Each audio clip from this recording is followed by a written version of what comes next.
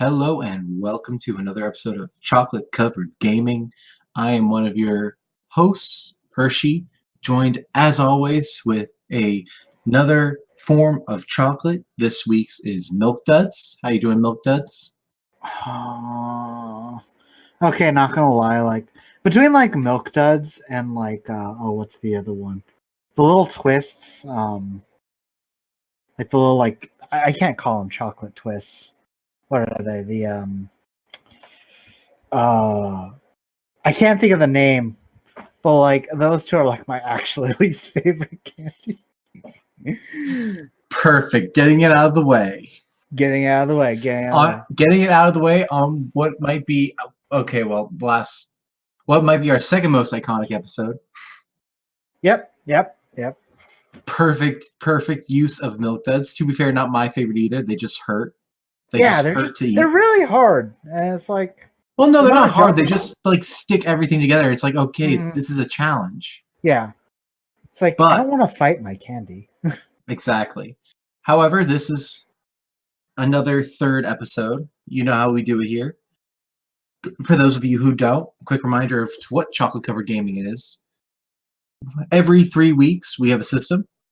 First of 3 weeks, I bring a homebrew to the table that Chris over there knows nothing about. Then we make it in an hour. Second of 3, Milk Duds over there brings a homebrew that I know nothing about. And we make it in under an hour. And then, on the third week, we do something different. Up till now, it's been candy corners. You know, which those aren't going away. Those aren't going away. We're just, switching things up, having things we can rotate in and out. Where we talk about cool ideas. No, not cool. More like fundamental ideas and how we feel about things in It's a discussion. RPGs. Yeah, just have a nice talk in our corner, our candy corner. Yeah. Last week, we were going to debut our new segment, The Chocolate Factory. And then someone did something that may or may not have left a glowing portal in the middle of our apartment. And more importantly, may have lost us the deposit. I'm pretty sure it's been leaking ooze for like 5 minutes now. Wait, it's leaking ooze? Here, let me get a bucket. Please. But either way, hopefully, some bleach and lemon juice will get that out. All right, I got the bucket. Thank you. Just gonna throw it there. She who shall not be named interrupted our first, so this will be the first official episode of The Chocolate Factory. Should I put one of those little pine trees on here? Because it kind of smells a bit funky. Do you think the little pine tree that they put in new cars, I think that'll help? It's better than nothing. All right, I'm just gonna hang that off the side of the bucket. Yeah, please. Thank you there, buddy. But yeah, so she who shall not be named did some stuff, interrupting our first Chocolate Factory and rudely making it her own. Now we're going to do the real first Chocolate Factory, a segment where instead of talking about an idea and having discussion like Candy Corner, we take an idea from you, the listener, and we create it for you. Yeah. For now, we'll do them in the order we receive them. Mm-hmm. However, if someone happens to send a really awesome, cool idea that one of us just ends up loving, we just can't get, we can't stop, then yeah, that you'll get the fast pass. You'll probably get the fast pass. However, for now, our main, this week's Chocolate Factory comes to us from, I think we read it actually on an earlier episode, but we didn't read this part. We skipped it over because we wanted to answer the question. True. He did ask a question as well. This is the part he said, and we did mention we would get to his other part later. And this is his first email, because he has sent a few. He has sent a few. This is Calkurne, a loyal listener who we appreciate, one of our chocolate fans. Calkurne says, so you know Jojo, right? Boy, that's a great way to start an email. What can pull off being a Jojo? A monk. Why not work up a monk, ripple, or stand using subclass? Could be fun and have a good amount of versatility. Also, you have an excuse to have your character do random poses if that's your thing. All right. Calkurne here has thrown the gauntlet at us, Milk Dud, to make a Jojo character. To make a Jojo subclass. He recommends us using a monk. Now, I'm here's a gonna cool say thing, actually. I'm gonna say not on the monk, and here's why. Because we did the shonen, and the shonen has JoJo abilities, That's true. Here's and the so other to thing. kind of not repeat ourselves. That's fair. Here's another thing, though. Unearthed Arcana finally posted again. They did. Oh yeah, no, they just posted one like yesterday. Oh well. A new subclass. No, right? A new subclass for Barbarian and Monk, the Astral Surge, and the Astral Self. And the Monk one is pretty JoJo. You literally summon spectral arms to fight stuff for you. Wow. They're both really busted. They need reworking and balancing, but it's good to see Unearthed Arcana pitching ideas again. Yeah. No, it is cool to see that. They've been haven't kind done of that in a quiet while. since Baldur's Gate 3 was announced, and they've decided to rework Ranger. And then they were like, no, we're not actually going to rework Ranger because rolling that out would be a pain. Yeah, that just hurt. It actually really did because it actually looked real cool. But continuing on. So we're probably not going to do Monk, but we will do a JoJo. Now here's the question. What could JoJo it up better than a Monk? Well, I have an idea. I'm wondering if Milk Dud does, though. Well, there's two classes I look at, and honestly, there is a third wild card that I think just because we haven't done it yet, that could also be interesting. Okay. So the two guys that I was looking at for a JoJo class was, of course, Barbarian. Yeah. And Fighter, because Fighter.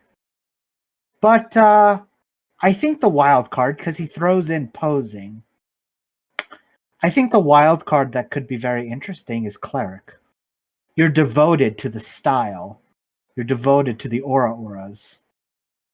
So, first off, was that a gosh darn JoJo reference? Second off, this whole episode's going to be a JoJo reference. It's going to be chock full, and I'm already dreading it. So, I was thinking different things, actually. I can see Barbarian. I can obviously see Fighter. Fighter is one of the obvious ones I was thinking. Were you thinking Warlock again? No. Okay. Bard. Because charisma, baby. What is a JoJo if not charismatic? Paladin can also work, too. Actually, Paladin might be our best bet. Paladin. I mean, if we go Ripple, Paladin based on Jonathan, the OG JoJo. That could actually Jonathan's work. lawful good, to hell and back. Cleric would be very cool to do with Stand. Yeah. But it would also, it would be interesting. It's just like charisma to me screams JoJo. From back when I used to like JoJo, before it just became so much. Before, yeah. Not even before, I'm not even trying to be hipster here. I'm just a simple 300-year-old person, but back when it started, it was simpler, mostly because they hadn't tried to restart the universe. Oh, that's where it lost you. And I don't even mean that figuratively. No, yeah, that's going to happen, guys. The universe is going to get reset. I'm not even speaking about I'm not speaking metaphorically or figuratively, hey, they try and reset the canon. No story. I'm sorry, spoilers. Go f yourself. You can bleep that out, Craig. I know you can. You can bleep this out too. You know what, Craig? If you want to, because I know you really like JoJo, you can bleep all this out. You don't have to. Actually, you know what? Here. I will put a timestamp here. Christian, or Craig, look at me, Craig. I'm gonna say something. Then we're gonna both go quiet, and then you're going to put in the actual timestamp of when they can skip to, if they don't want to hear the spoiler. To avoid JoJo's Bizarre Adventure spoilers, please skip ahead 1 minute. Or we'll just throw it up on. We'll probably just put it in comments. Yeah, that too. But still, seriously, They literally restart the timeline. Yeah, they do. After Stone Ocean, which is the next one, so we're getting there. We're closer. I just don't understand why anyone thought this is a good idea. I honestly, I think like legitimately they restarted the universe because when you start stealing stands and putting them in CDs, like it's like where do you go from there? You don't. You stop. Yeah, you stop, and that's why he reset the universe. He's like, all right, let me dial it back now. Let me take it That's back not now. stopping. That's putting Because it on Giorno is support. still in Italy with Ultimate Golden Experience.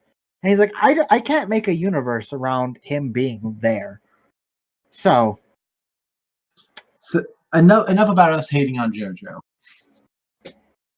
Even though it's well deserved. I think we got it. Ripple-based Paladin Monk? Yeah. And also the thing, too, is there's already a Ripple-based monk. It's called Way of the Sun Soul. That's true. So, yeah, just Ripple-based Paladin. All right, Ripple Paladin. So Ripple my dipple with the Paladipple. All right, so it's a Isn't that like a Paladin or Oath? Yeah, Paladin Oath. Yeah, so we're making a oath. All right. So this means a couple things. A, we're going to have to pick spells. Spells. Our favorite thing and our best thing. We need a unique aura. Unique aura. I'm actually really annoyed. Just give it a unique aura. We need a way for them to invoke their deity or their oath. Deity/oath. Become everything they stand for. We need one thing at 15 that can really just be anything. It usually just depends on the class and what 15 wild card. And then 2 channel divinity options at level 3.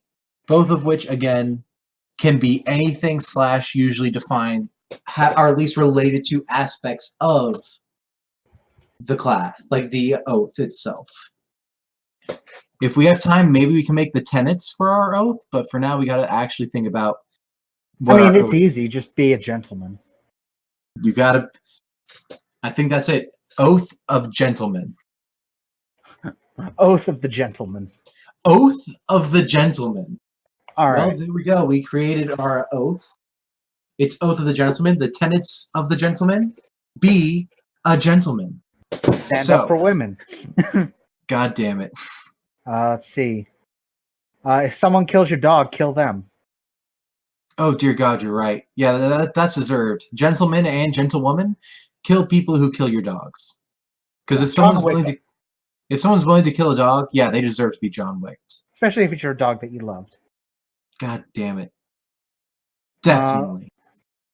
Let's see. How many tenets are there usually, or is it just variable?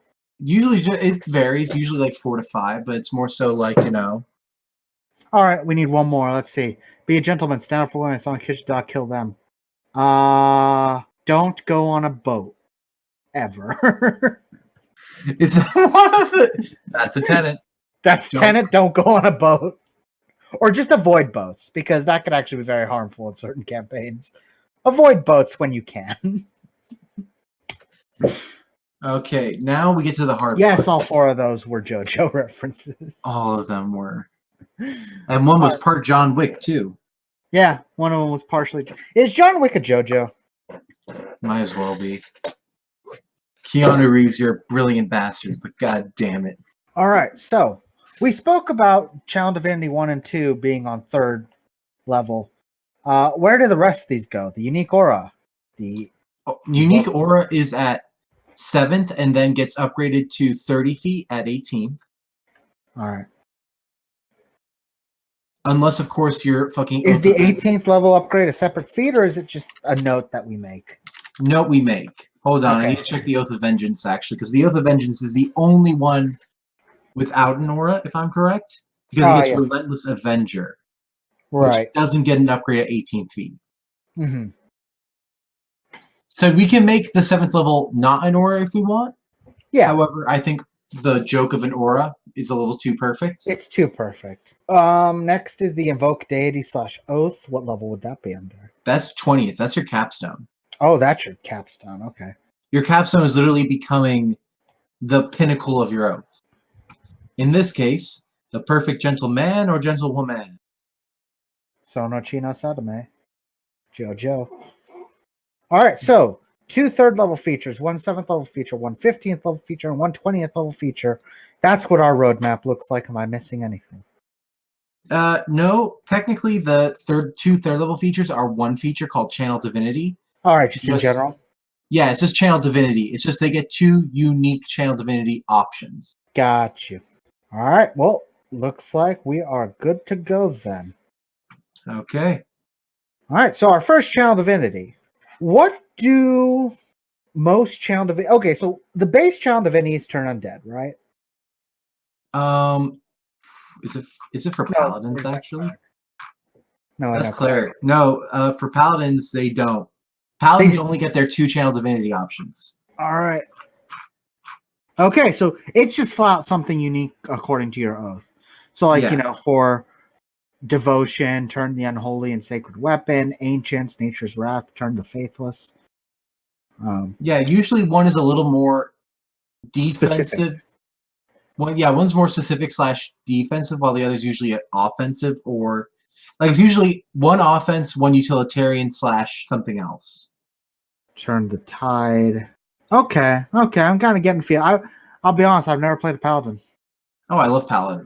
I'm currently play a Broken Oath Paladin in one of my campaigns, and I love it. he's my most precious boy, Crunk, the Dragonborn Paladin. Oh right, yes, we've heard about Crunk. Yeah, I love him. Crunk not bad. Crunk good. Wait, but is that bad? But if Crunk being good is bad, doesn't that make Crunk bad? So that means Crunk good, but then Crunk. Oh no. This is an actual conversation I had at one point in our campaign, and I was like, I love this guy. Am I evil? Because he wants to be, but he's such a good boy. I love him. I made a precious boy, and I want to protect him. All right, so looking at Jonathan, because we're basing this off of OG Jonathan. Here's the thing I think we really got to ask ourselves before we go any deeper into this. What the fuck do we want this guy to do? Sorry, Craig, if you have to bleep that or not, but what the hell do we want this guy to do?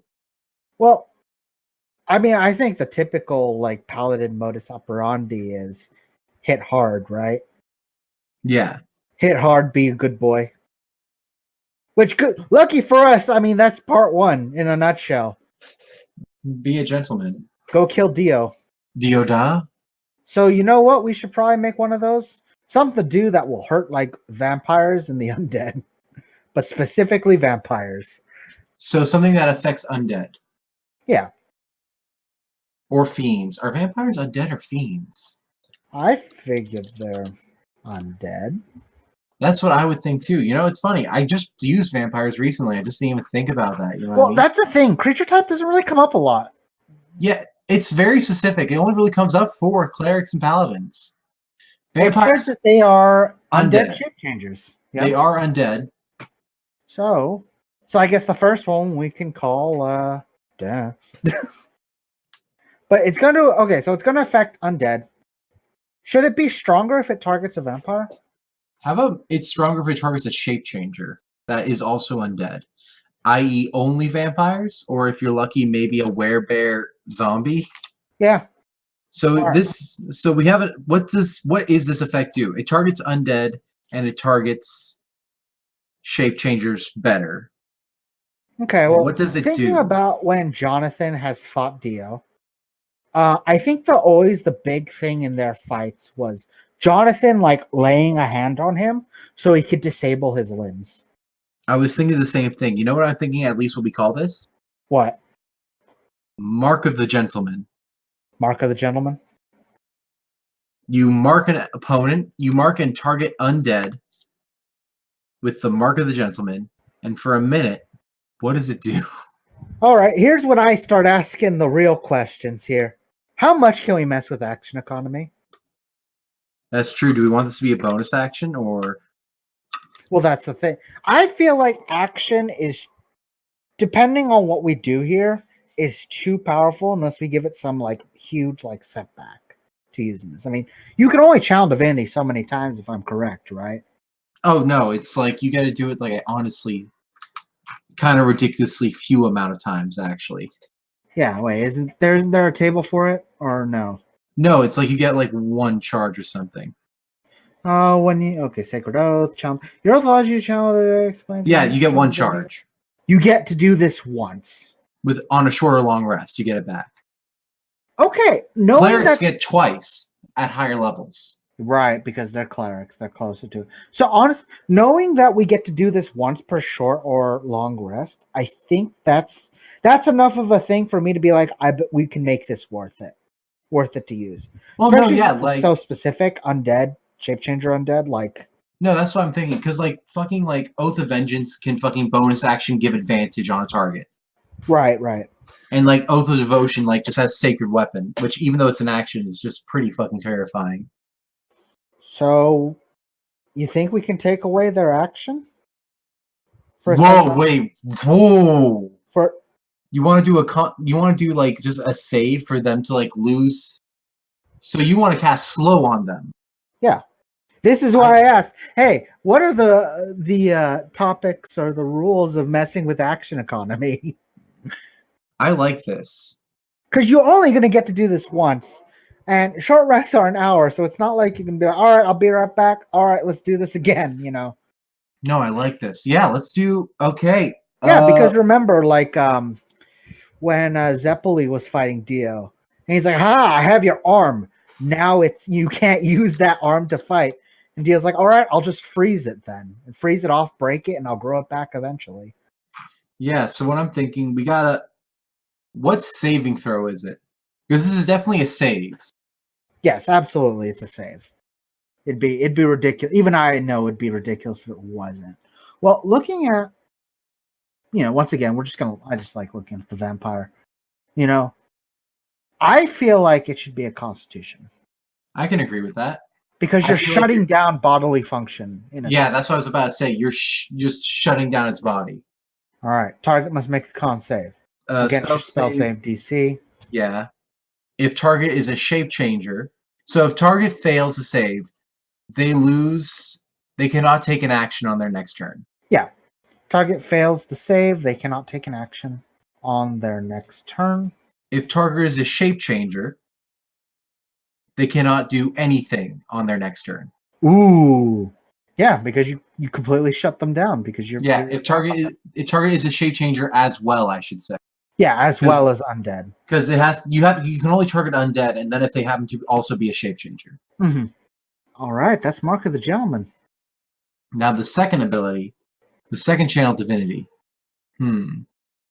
Speech of the Gentleman. We can steal a bit from, I believe it's, let me check the oath real quick. There's an oath that's like, hey, you can persuade people better. Isn't that Oath of the Crown? No, that's Turn the Tide. Oath of the Ancients? Turn the Faithless? No. Enmity. Hold on, let's not steal too much from other people. Yeah. Don't want to repeat our first ever hidden episode. Right. I do like the idea of Speech of the Gentleman. Mm-hmm.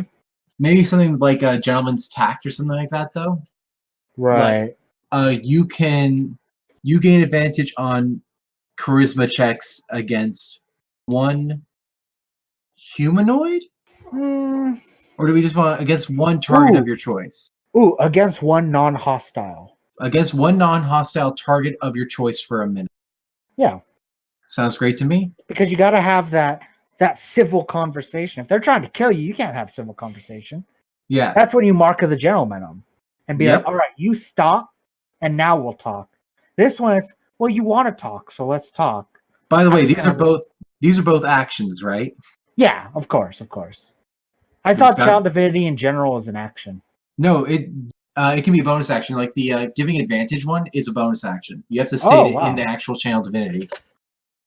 Okay. Yeah, okay, I'll add that to both then. I always assumed that they were under the blanket statement of no matter what, this costs an action typically. Nope. Vow of Enmity for Oath of Vengeance is just bonus action. Disgusting.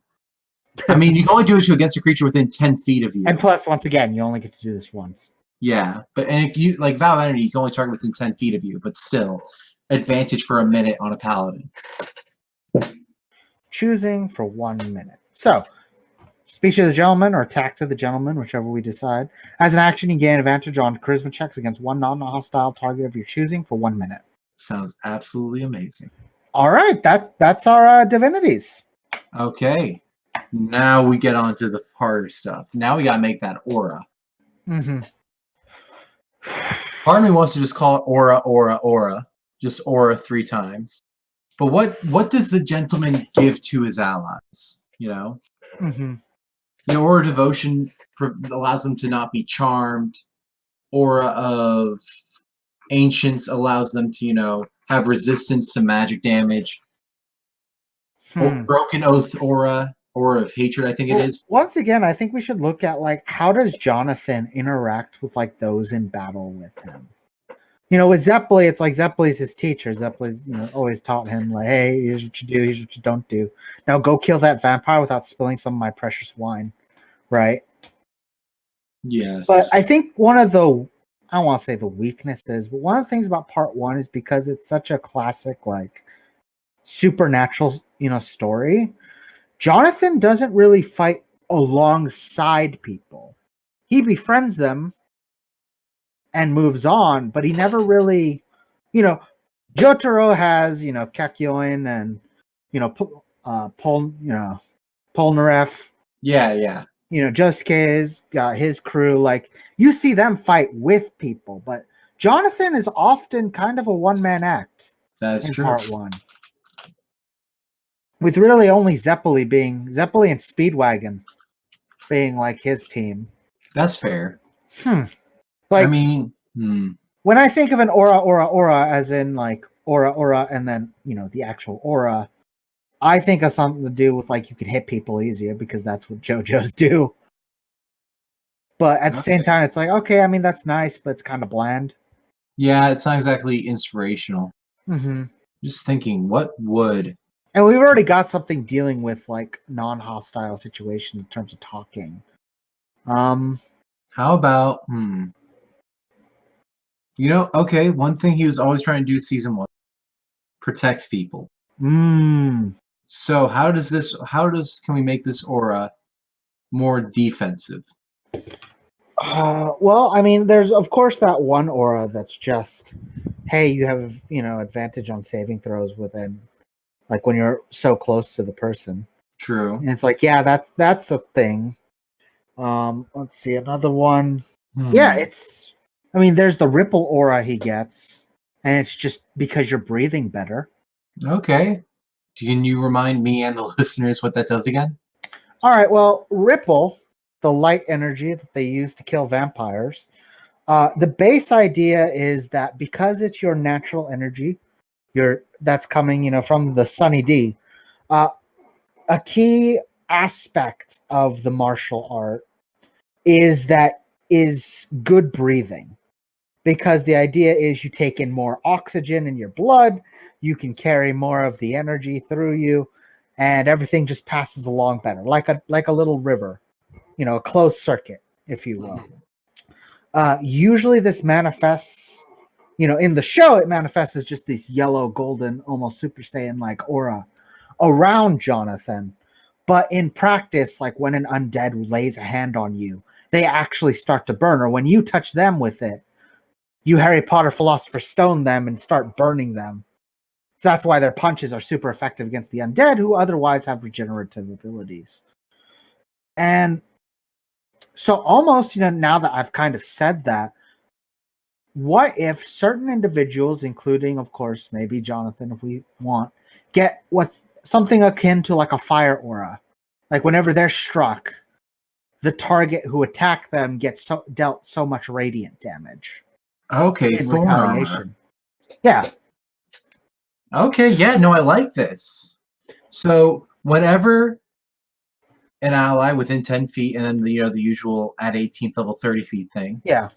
You or an ally takes damage from a source. a melee takes damage from a melee attack. The target takes radiant damage equal to your charisma modifier. Yeah, that works. Ready? It's static. It's simple. It's not like you don't have to do extra rolling. There's multiple attacks being dealt. It's not like, all right, D4, D4, D4, you know. Yeah, it's also against, like melee only. Mm-hmm. Do we even want to go further, like how they do it for like, because there are monsters with a similar effect? Do we want it to be melee attacks within 5 feet? Because right now we are also including reach. I think that's okay because as we've seen in both part 1 and a bit in part 2, Ripple can travel through non-organic, it could travel through non-organic matter. Like Joseph in part 2 uses Ripple to hold onto an icicle. Because okay, then it's just melee attacks, period. Yeah. All right, and then at 18th level, the range of the aura increases to 30 feet. And then 15th level, this is where the wild card comes in. Where we can do literally anything. Honestly, yeah. It's like, there are some, like, fucking Vow of Oath of Vengeance buffs the Vow of Enmity. Fucking Oath of Devotion just allows you to be constantly under the effect of protection from good and evil. Mm-hmm.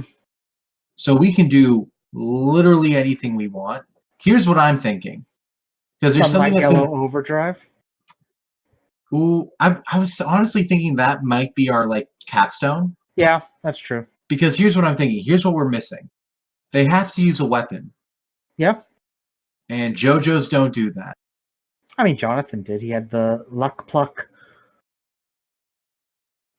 But for the most part, he didn't, though. Come on. Even then, that was mostly just a thing he had. That was just a, hey, look, you beat this guy, and now do the other things. Yeah, cool. Oh, you have a weapon. Why aren't you using it? I am the weapon.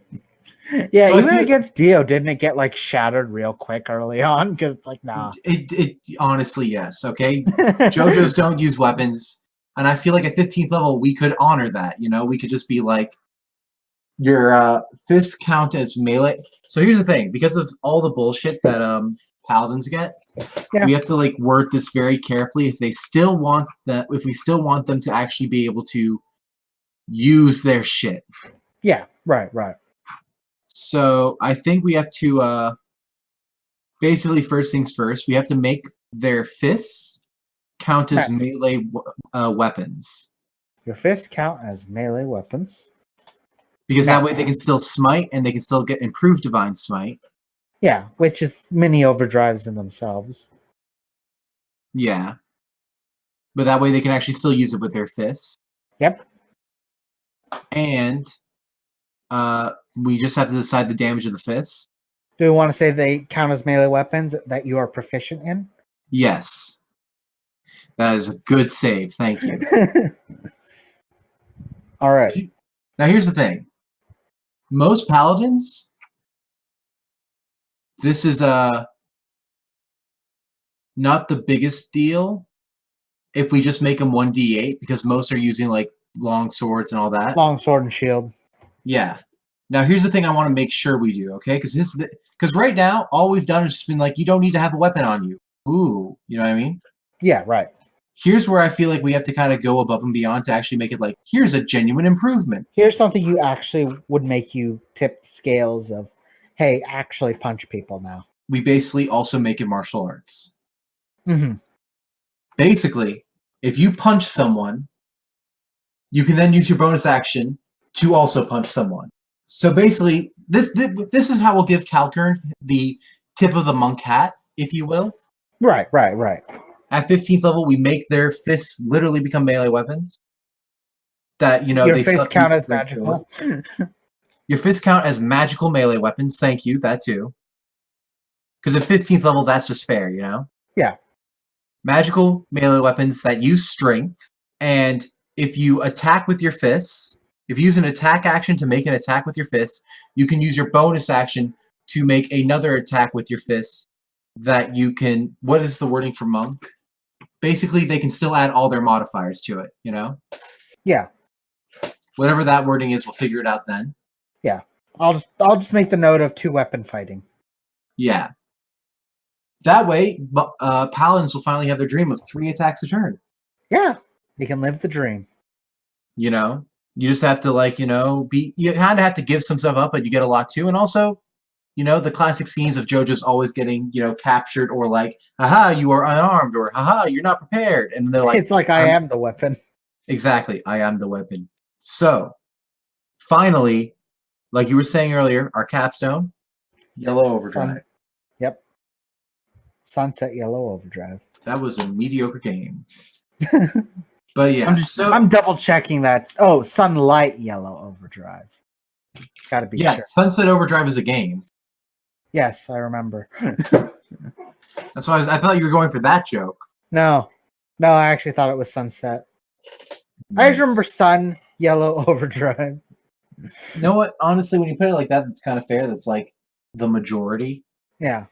And it's like, oh, the sun is setting on your life. Now you die. Yeah, right. So now we get intense. Now, yeah. Well, I mean, it's 20th level. We're allowed to be intense here. Well, no, that's what I mean. But like the first thing is, so they're usually like a minute, Yep. Some are longer, but that's also like they don't do as much actually. Yeah. So they can be a minute or an hour usually, and they always come back after a long rest. So, and then it's once per long rest. Yeah. And now the question is, also it's usually like an action to activate, Is an action. Now the question is, fuck do we go from here? Well, according to the official, well, not official, the JojoFandom.com wiki on the Ripple. Oh my fucking god. Sunlight Yellow Overdrive is a devastating and extremely strong ripple-infused strike with power comparable to the sun itself and has the ability to completely obliterate the undead. Either performed as a single attack by Will Zeppeli in All-Star Battle or Joseph in the Capcom fighting game, or iconically as a rapid rush of ripple-infused punches as done by Jonathan, the attack is notable for producing a very clear yellow color akin to sunlight. Mm-hmm. So here's what I'm thinking. I think one cool effect would be the area around you after using this effect for, an hour is illuminated by light that is considered sunlight. Okay, so when you use it an hour after you use it, that area is illuminated by light that is considered sunlight. Okay, I think that's cool flavor. Yeah. And it makes what I'm about to say a little less underwhelming. Because I think the way they describe it's mostly one attack. So I think for a minute we let them tap in to Sunlight Yellow Overdrive, which is just going to be maybe one extra attack from the bonus action, Mm-hmm. So they can do 4 attacks a turn. They deal extra radiant damage on each attack that hits, and then in addition they have advantage on attacks against undead. Are we making this too undead targeted? It's fucking JoJo, but also kinda. I mean, it's not so much undead targeted, it's more like undead. The Channel Divinity is definitely undead targeted, but besides that, it's more so like, this is just good. Also, if you're undead, suck it. That is true. That's kind of the paladin lifestyle. It's like, I live for one thing. What do you do? I kill undead. What else do you do? I uphold the law. What else do you do? I kill undead. That's like iconic paladin. But yeah, so I think the best way we can do is like one extra bonus action attack, All right. A flat number extra radiant damage per punch. Yep. And then advantage on attacks against undead. Yeah. And then for an hour after activating this feature. Sunlight. How far? 30 feet bright, 30 feet dim. All right. The point. How should from you or just from that point? Oh shoot, that's a good point. How about if we're gonna do it from the point, we should make it bigger. Or do you think we should do it from them? What? I kind of want to make it do it from them because let's say they're in a lair of undead. I kind of like the idea of a paladin activating this just so he could take the dash action against the army of undead and just be like, die. I mean, sunlight doesn't do anything against undead. It does do something against vampires. Yeah. And I just like that. It's like the vampire's like, no, stay away from me. Stay away from me. Okay, I'm fine with that. It's like, I don't even need to punch you. 30 foot bright, 30 foot dim around them. That's another JoJo reference. honestly, which is why I'm trying to rush over you. Because goddamn it, you need to stop. So for an hour after acting this feature, you illuminate sunlight from yourself in a radius of 30 feet, bright, 30 feet dim. Now here's the thing. I think for the flat damage bonus per punch, I think we should just do the... I don't want to just do charisma bonus. Because at that point, it's just like, cool, you gave him sacred weapon at level 20. Want to just give him more d8s? Jesus Christ. How many more? Okay, well, I mean, so let's break down kind of the idea of how much normally, just with the extra bonus action attack, you're going to be, throwing out. So assuming that, your bonus for charisma is a +2. All right, you're getting 3 attacks. +2 only? Jesus. Well, no, just the bonus, right? From, where is it? Wild card. Or not wild. Oh, No. you meant the extra number of attacks. Yeah, so assuming, so you're making 4 attacks a turn. 4 attacks. Each attack does 2d8 plus your strength, we'll say is 4. Because 1d8 from your fist, 1d8 from improved Divine Smite. Yep. So each one's dealing around 12 on average, we'll say. Yeah. Times 4, that's 48. That's not even using a single Divine Smite. Yeah. So in that sense, if we're doing this extra, and then adding just a +2 for each of those because of the where is it? Oh, the aura. No, that's Thorn Armor though. That's when they take damage. All right, then never mind. Yeah, 48. So if we add Charisma modifier damage, if that's a +4, which it probably should be for a Paladin level 20, if not +5. Honestly, hold on. What am I saying? It's going to be +5, so 13 times 4. +20. We're looking at like 72 damage without even a smite being dropped. Yeah. This is their ultimate, so it's like... At level 20. It's the capstone. Capstones are broken. Yeah. I'm kind of okay with just giving them like Charisma modifier bonus damage per attack. Okay, yeah, that's fine. I feel... Because they're already getting a lot anyway. Yeah, I feel like it's a little bit of a cop-out, but I also feel like that's the only way we can kind of accurately show the Charisma's effect on the class. Yeah. And just hammer home, hey, you should really build Charisma, especially if you're doing a Jojo. Well, also, if you're a Paladin, period, build Charisma, because they get that aura that like gives a bonus to all saving throws equal to your Charisma. Mm-hmm. Paladins are just... I love them. Radiant damage equal to your Charisma modifier. Yeah. So I feel like that's a bit of a cop-out, but I feel like that is our best way of getting it. Yeah, because, even 1d8 is going to have, like, massive implications. Exactly. Just because of the amount of attacks that are getting thrown out. Because we give them, basically with this, oath, 2 extra attacks on a Paladin, which is 2. We're doubling their combat potential on the day-to-day. Yeah, and the thing, too, is, like, I just want to reduce dice rolling, because one of the things Paladins already have trouble with is, like, they do take time at the table. Mm-hmm. I'm not going to lie. I play one. I have friends who play them. It's not anyone's fault, really. It's just something that happens. Yeah, even I've noticed that with my players who have played Paladins. Like, oh, yeah, you guys roll a lot of dice. So anything we can do to soften the dice rolling and make your life a little bit easier. Yeah. So, from here, now we have one thing left to do, my good sir. We gotta look at those spells. Yep, our favorite thing.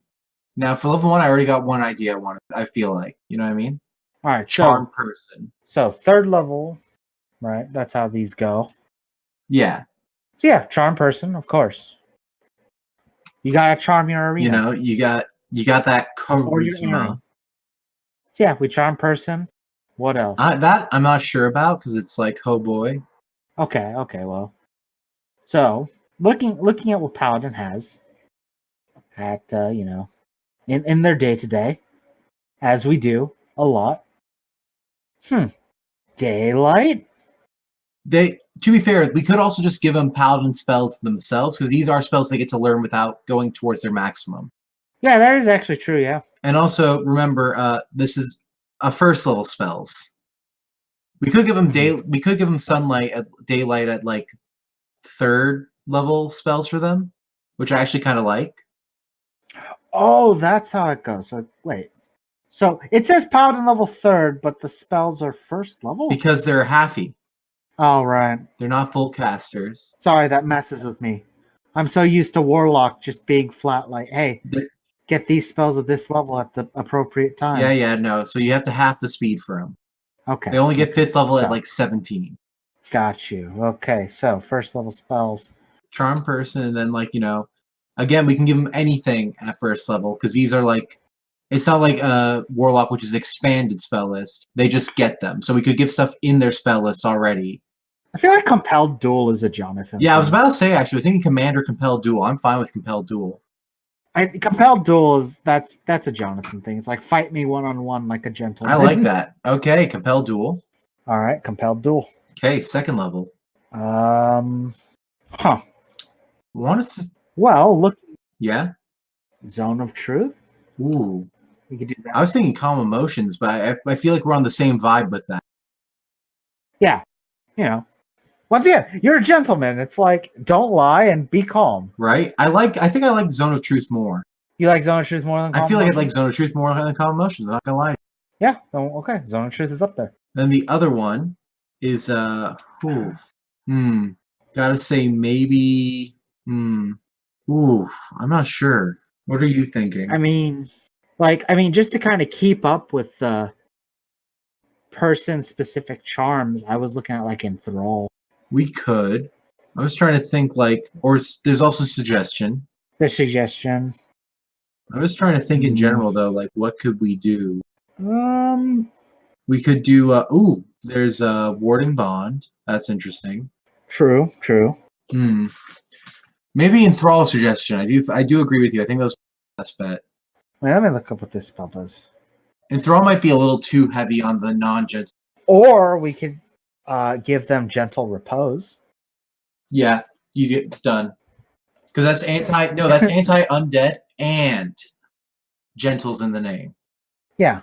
So that's a 2. It's like, oh, this person just died. I don't want them becoming a vampire. Yeah, no, that's perfect. Boom. Cool. All right, let's move on. 3rd. We just both missed that. 3rd level, definitely got to be Daylight, like you said.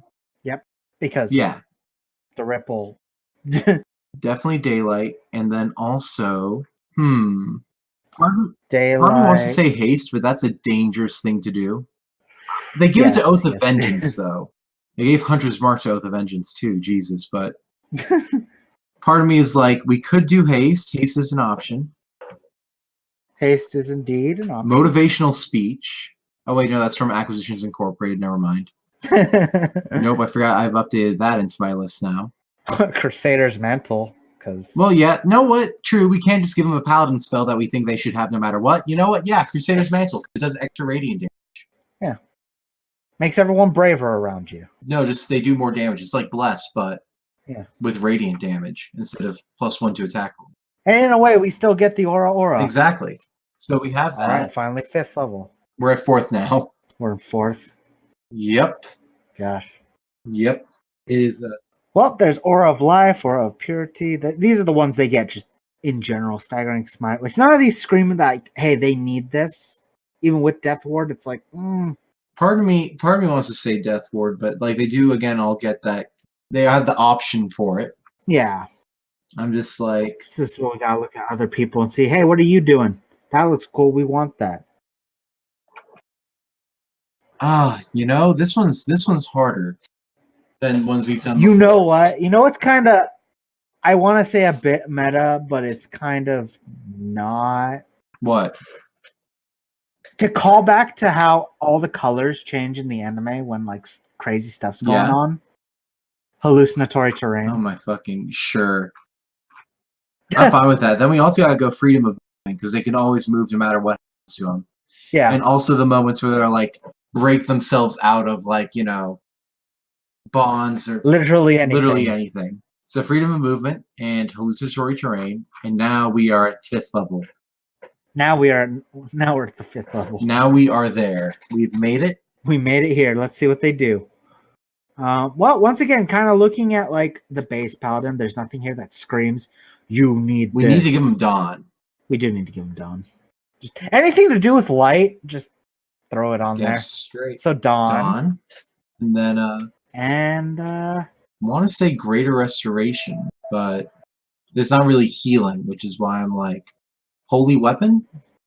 what about, because the Jojo story is a long and historied, affair, legend lore. Ooh, I like that. I really do like that, actually. That's great. All right, legend lore. And that's the gentleman. The Oath of the Gentleman or Gentlewoman. Yeah, we don't discriminate. Yep. Be a gentle person. I think that's All right. I think that is in fact it. Chris, my milk dud. Read it back. All right, so starting from the top, this is the Paladin Oath. Oath of the Gentleman. Tenets stand as follows, with some revisions since we last made them. Be a gentleman or gentlewoman. Stand up for the weak. If someone kills your dog, kill them. Avoid boats when you can. Your spell list for this oath is as follows. Charm Person in Compelled Duel. Gentle Repose in Zone of Truth. Crusader's Mantle in Daylight. Freedom of Movement in Hallucinatory Terrain. Dawn and Legend Lore. At 3rd level, you get 2 channel divinities. Mark of the Gentleman and Speech of the Gentleman. Mark of the Gentleman lets you as an action effect target an undead. If it targets a shapechanger that is also undead, additional effects may follow. The following effects baseline are: you target an undead for a minute. That target must make a con save against your spell save DC. Otherwise, they cannot take an action on their next turn. If they're a shapechanger, they cannot do anything on their next turn. Speech of the Gentleman allows you to, as an action, gain advantage on charisma checks against one non-hostile target you're choosing for a minute. Your unique aura, Rippling Defense, whenever an ally within 10 feet takes damage on a melee attack, the attacker takes radiant damage equal to your charisma modifier. At 18th level, the range increases to 30 feet. At 15th level, Fists of Daylight, your fists count as magical melee weapons that you're proficient in. Strength is the modifier for them. Your fists deal 1d8 bludgeoning damage. If you use your action to make an attack, you can use your bonus action to make an additional attack. This follows the same kind of general premise. We'll make this sound fancy in the PDF as 2-weapon fighting. And finally, 20th level, Sunlight Yellow Overdrive. For a minute, you can tap into Sunlight Yellow Overdrive, allowing you an extra bonus action attack. You do extra radiant damage equal to your charisma fire on each attack that hits. In addition, you have advantage on attacks against undead while under the effects of this feature. For an hour after activating this feature, you illuminate sunlight for yourself in a radius of 30 feet bright and another 30 feet dim. And that is Oath of the Gentleman. Well, Calkurne, I hope we didn't I was disappoint. about to say, Calkurne, this is what you get. And This is what you got. This is what you single-handedly have brought into the universe. no, that's what you asked us to bring into. And why you asked us, we don't know. But hey. It's probably a JoJo reference. Oh, God, you're right. I didn't notice it at all this entire time. We were doing a JoJo? God damn it.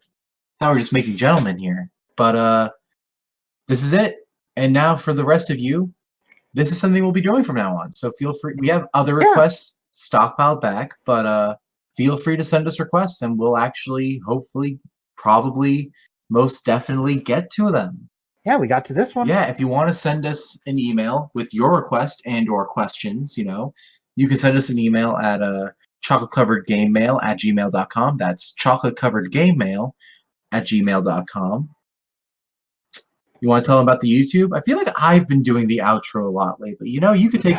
You have. You're doing good. I know, but you're the one who started the menagerie that is the outro. You should take it back too, All right. Well, if you want to find us on YouTube, you can type in, CCH dash or an episode number, and chances are it'll be like the first or second result. And from there, you can find our YouTube channel. But if you want a more reliable way to find us, you can check out our dead SoundCloud at soundcloud.com/2019_6097. And from there, you can find a link directly to our YouTube with all of our episodes. You have to live to die, Mm-hmm. That SoundCloud never lived. And that's that's where you can find us, in those locations. Okay. And we take down all of your requests. We have them on a nice little list that we look at. Say, all right, you're in line. As long as you stay in line, you're good. Yeah. So, at the end of the day, I think we've once again done our quest. The Chocolate Factory was successful at churning out a request. This is the Oath of the Gentleman. And dear God, we're sorry for the Jojo references. We are sorry for a lot of these JoJo references. Is that a Jojo reference? Probably a JoJo reference, yes. By roundabout. Most likely JoJo reference. To be continued.